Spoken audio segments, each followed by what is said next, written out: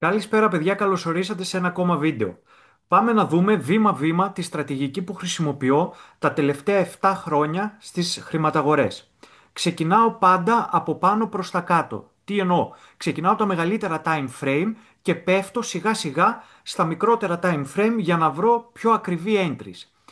Πάμε τώρα να δούμε. Ξεκινάμε από το weekly time frame. Είμαστε στο εβδομαδιαίο.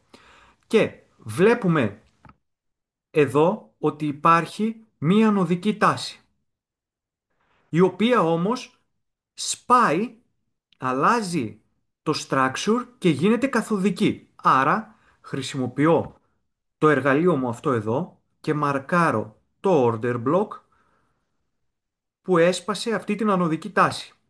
Άρα αυτό εδώ το order block που έχω κάνει πιο γκρι είναι το resistance μου. Και πάμε τώρα να βρούμε και το support. Βλέπουμε εδώ ότι ξεκινάει αυτή η καθοδική τάση. Εδώ έχουμε τα trend line για να τα βλέπουμε καλύτερα. Και σε αυτό εδώ το τελευταίο order block βλέπουμε ότι σπάει και αλλάζει το shift of structure και γίνεται από downtrend σε uptrend. Άρα έρχομαι εδώ, ξαναδιαλέγω αυτό το εργαλείο και μαρκάρω το τελευταίο order block το οποίο έγινε αυτή η αλλαγή. Άρα έχω το resistance μου, έχω και το support.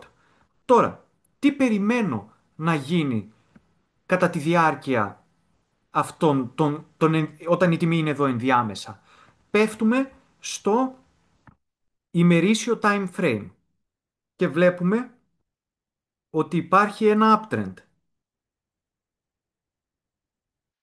Βλέπουμε ότι υπάρχει ένα uptrend.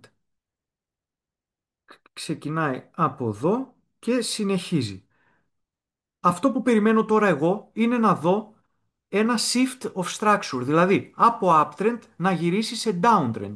Ιδανικά περιμένω να φτάσει ως εδώ πάνω η τιμή και από εδώ να δω ότι αλλάζει. Δηλαδή από εδώ συνεχίζει να φτάσει εδώ και να δω κάποιο είδος rejection.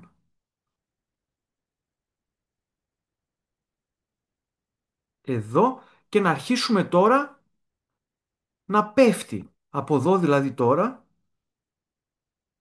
να δω κάτι τέτοιο. Να δω ένα shift of structure.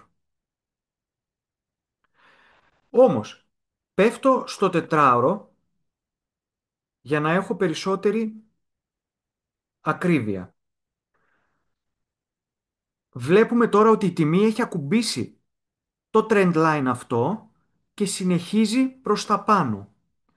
Μ' αρέσει να παίρνω τα entries μου ή στο τετράωρο διάγραμμα ή στο διάγραμμα της μίας ώρας. Τώρα, αυτό μπορεί να φτάσει δηλαδή η τιμή πάνω εδώ, μπορεί να πάρει και 2 εβδομάδες ακόμα. Όμως, επειδή δεν κάνω ούτε scalp ούτε day trading, κάνω κυρίως swing trade, δηλαδή θέλει υπομονή. Θα περιμένω και τις επόμενες ημέρες να δω αυτό το πράγμα που σας έδειξα. Και μόλις φτάσει η τιμή στο order block που έδειξα σαν resistance, θα περιμένω να δω αυτό το shift of structure και να πάρω το trade μου για short position. Stop loss πάνω από το resistance και take profit μπορεί να πάει και μέχρι εδώ. Άνετα.